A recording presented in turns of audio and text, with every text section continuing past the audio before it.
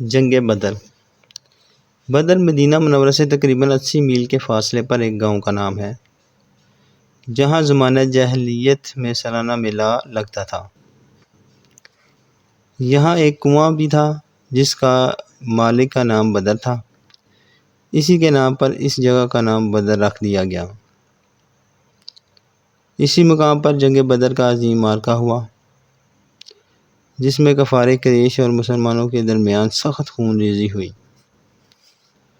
مسلمانوں کو وہ عظیم الشان فتح مبین نصیب ہوئی، جس کے بعد اسلام کی عزت و اقبال کا پرچم اتنا سربلند ہو گیا کہ کفار قریش کی عظمت و شوکت بالکل ہی خاک میں مل گئی۔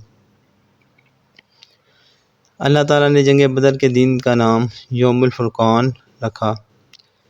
قرآن کی سورۃ انفال میں تفصیل کے ساتھ اور دوسری صورتوں میں اجمالاً بار بار اس معرکہ کا ذکر فرمایا اور اس جنگ میں مسلمانوں کی فتح مبین کے بارے میں احسان جتاتے ہوئے خداوند عالم نے قرآن مجید میں ارشاد فرمایا کہ ترجمہ: اور یقیناً خداوند تعالیٰ نے تم لوگوں کی مدد فرمائی بدر میں، جب کہ تم لوگ کمزور اور بے سر و سامان تھے، تو تم لوگ اللہ سے ڈرتے رہو تاکہ تم لوگ شکر گزار ہو جاؤ۔